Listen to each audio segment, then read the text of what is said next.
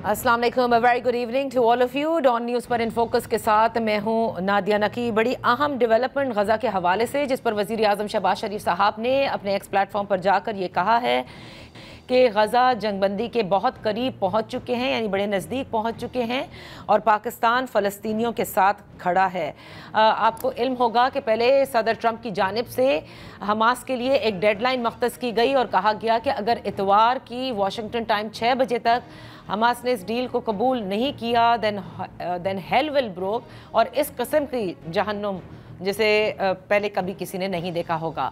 फिर उन्हीं की जानिब से ये बयान भी आ गया है, यानी उनकी तरफ से ये कहा गया है तेल अवीव को, यानी इज़राइल को, कि वो मज़ीद अपनी जो गोलाबारी है उसे रोक दे फौरी तौर पर, क्योंकि हमास ने कुछ पॉजिटिव सिग्नल दिए हैं इस ट्रंप का जो प्लान है 20 नुकाती, इसकी अमल दरामद पर। अब जो ये ख़बरें आ रही हैं, ये एक अहम डेवलपमेंट है कि हमास क्या पूरी तरीके से अग्री हुआ है कि नहीं, क्योंकि अभी तक की इत्तलात के मुताबिक कम अज़ कम वो जो एक्सचेंज ऑफ हॉस्टेजेस है उसके लिए, उसके तरीक़ाकार पर, उसके लिए वो राज़ी है।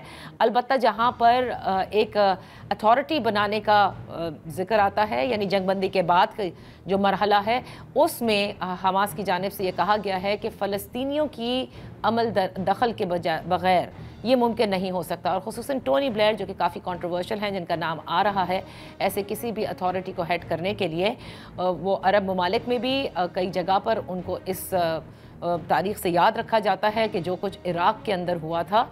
सो लिहाजा ये एक मरहला है जो क्या अटक सकता है, या वाकई ये अब जंगबंदी की तरफ, मुकम्मल जंगबंदी की तरफ जाया जा रहा है। इस पर बात करने के लिए हमारे साथ हैं साबिक हैं farmer permanent representative to the United Nations Munir अकरम साहब। बेहद शुक्रिया फॉर जॉइनिंग अस। मुनीर अकरम साहब, ये जो हमास की तरफ से एक, मैं कहूँगी कि अभी जो सिग्नल्स आए हैं या जुज़वी रजामंदी है ट्रंप के 20 नुकाती प्लान के को इम्प्लीमेंट करने की, ये आपके नज़दीक इस वक्त सबसे अहम हल यही था, यही तरीका है, और हमास के लिए और फ़लस्तीनियों के लिए ख़ुसूसन ये फ़ायदेमंद प्लान है इस वक्त?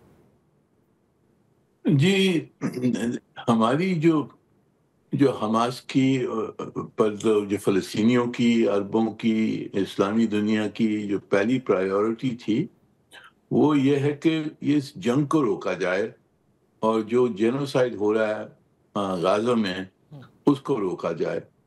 तो ये हमास का रिस्पॉन्स अभी जो आया है, उन्होंने एक्सेप्ट किया है ये प्लान को इन प्रिंसिपल। इससे लिहाजा अगर जंग रुक जाती है तो बहुत एक पॉजिटिव डेवलपमेंट होगा। पर ऑब्वियसली इसके बाद में जो बाकी जो नुक्ते हैं प्लान में, जिसको इम्प्लीमेंट करने में काफ़ी क्लैरिफिकेशन की ज़रूरत है, मुज़ाकरात की ज़रूरत होगी इसको इम्प्लीमेंट करने में। तो वो मेरे ख्याल में अब तक उस पर काम करना होगा। पर अगर जंग रुक जाती है तो बड़ी गनीमत होगी, और अगर ह्यूमैनिटेरियन असिस्टेंस पहुंच जाता है फ़लस्तीनियों को तो ये भी अच्छा रहेगा। पर आगे मसले होंगे। हाँ, देखिए उन्हीं मसलों की तरफ मैं आना चाहूँगी, लेकिन सबसे अहम बात जिसके ऊपर अभी भी एक शकूक व बात है, पहले ये कहा जा रहा था कि हमास की जानिब से इसलिए अग्रीमेंट नहीं की जा रही क्योंकि इजरायली हॉस्टेजेस जो उनके पास हैं, अगर उनकी रिलीज़ हो जाती है तो उसके बाद उनके पास वो प्रेशर टैक्टिक नहीं बचता। लेकिन अब अगर वो इसके लिए राज़ी हैं, और आपने बिल्कुल दुरुस्त फरमाया कि फौरी जंगबंदी इस वक्त इंतहाई ज़रूरी है, उस और ह्यूमैनिटेरियन एड पहुंचना, वो चैनल अब ओपन होना इंतहाई ज़रूरी है। लेकिन मुनीर अकरम साहब, आप क्या समझते हैं? आपने इज़राइल की भी हरधर्मी देखी है, अमेरिका को इज़राइल को सपोर्ट करना भी देखा है, और आज के दिन तक वो सपोर्ट हम नज़र आती है कि वो मौजूद है। इस रिलीज़ ऑफ हॉस्टेजेस के बाद अगर कोई चीज़ रोल बैक होती है, यानी कि नेतन्याहू नहीं रुकते, तो फिर आपके ख्याल से सदर ट्रंप की जानिब से किसकी सपोर्ट की जाएगी, इज़राइल की या फिर इन तमाम 8 नेशंस की जिनके साथ मिलकर इस अमन मुआहदे के नुकात जो हैं वो डिसाइड किए गए, उसमें कुछ रद्द-बदल ज़रूर हुई? जी, हमारी तो यही ख्वाहिश होगी कि ये जंगबंदी हो जाए, हॉस्टेज जो छूट जाएंगे, फ़लस्तीनी जो گرفتار کیے ہوئے ہیں ان کو بھی چھوڑا جائے گا، ہیومینیٹیرین اسسٹنس جاری ہو جائے گا.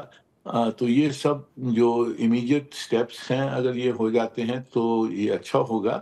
اگر اس کے بعد میں نیتن یاہو نے کوئی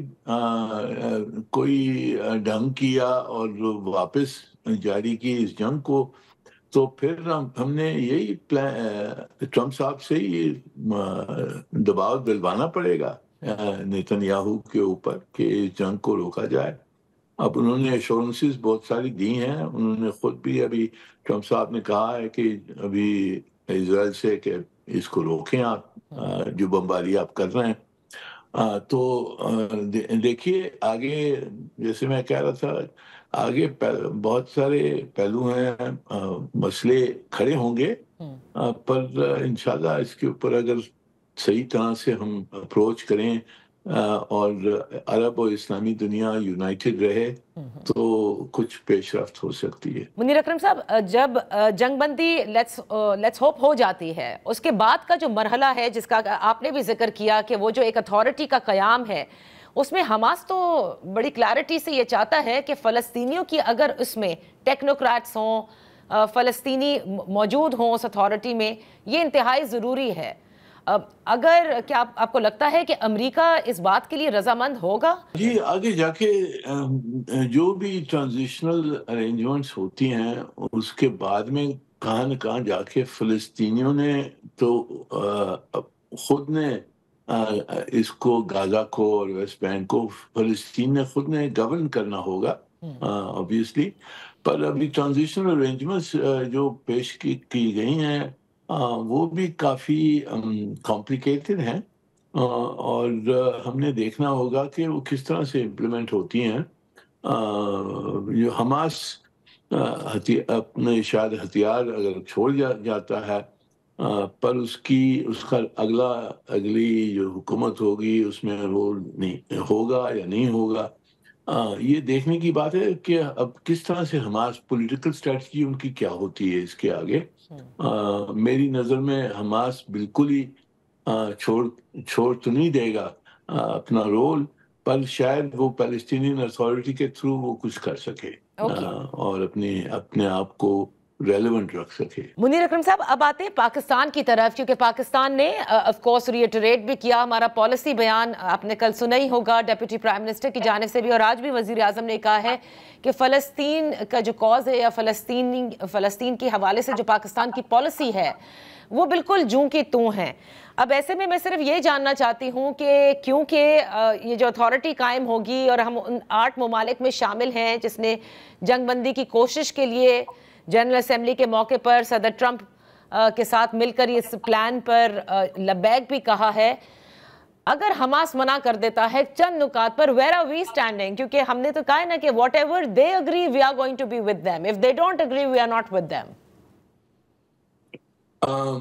جی دیکھیں، پاکستان تو اس جو اہم گروپ ہے اسلامی دنیا کے سربراہوں کی، اس میں ہمیں شامل کیا گیا ہے، اور یہ بہت پازیٹیو ہے پاکستان کے لیے. پر ہم نے دیکھنا ہوگا کہ ہم نے جو فلسطینی چاہتے ہیں اور جو عرب اور اسلامی ممالک ہیں جو ارد گرد ہیں اسرائیل کے اور فلسطین کے، ان کا کیا رخ ہوتا ہے، ان کی کیا پوزیشنز ہوتی ہیں. تو ہماری کوشش تو یہی ہونی چاہیے کہ ہم فلسطینیوں کو مدد کریں اور ان کی بہتری کے لیے جو کچھ بھی ہم کر سکتے ہیں وہ ہم کریں. ہمارا شامل ہونے کا مقصد ہی یہ تھا کہ ہم ان کو سپورٹ کر سکیں. تو اگر وہ کچھ چیز نہیں مانتے ہیں، کچھ پہلو پر ان کے اعتراض ہوتے ہیں، تو پھر ہمیں بھی ان کے ساتھ ہی رہنا ہوگا، اور ہم یعنی کہ اکیلی پوزیشن، تنہائی پوزیشن نہیں لے سکتے ہیں. ہم ان کے ساتھ ہی رہ کر اتحاد سے ہم آگے فلسطینیوں کی جو حقوق ہیں ان کو بڑھانے کی ہم کوشش کریں گے. اب امریکی صدر ٹرمپ کے حوالے سے کہ بہت انپریڈکٹیبل ہیں اور جو ان کے بارے میں کہا جاتا ہے، آپ اس کو کس نظر سے دیکھ رہے ہیں؟ آپ کو لگتا ہے کہ it is all in good intent, اور وہ بھی یہ چاہتے ہیں کہ اب یہ غزہ کا مسئلہ حل ہو، اسپیشلی گیون دیٹ اسرائیل کے خلاف اب بہت سارے ممالک ہیں جو بات کرتے ہیں اور ان کی پبلک بات کرتی ہے، so this is the best thing that can be done?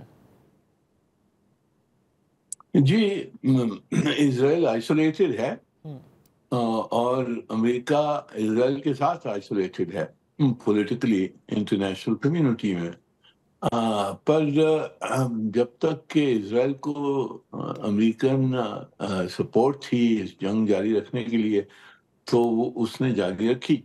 اب امریکہ ان سے کہہ رہا ہے کہ جنگ کو بند کریں، میرے خیال میں ان کو ماننا ہوگا، اور یہ انٹرنیشنل آئسولیشن کی وجہ سے بھی ان کے اوپر پریشر آیا ہے، پر ابھی دیکھتے ہیں کہ آگے کس طرح سے یہ پیس پلان کو امپلیمنٹ کرتے ہیں، کیونکہ اس میں بہت سارے نقطے ہیں جو مشکل فلسطینیوں کے لیے مشکل ہوں گے، عرب اور اسلامی دنیا کے لیے مشکل ہوں گے امپلیمنٹ کرنا، پر اس پہ بھی مذاکرات کی ضرورت ہوگی، کلیئرٹی کی ضرورت ہوگی، اور پاکستان کو یعنی کہ عرب اور اسلامی دنیا کے ساتھ ہی چلنا ہوگا اس کو آگے بڑھانے کے لیے۔ بہت بہت شکریہ منیر اکرم صاحب فار بینگ ود اس آن دا شو۔ وقت ہوا ہے ایک بریک کا۔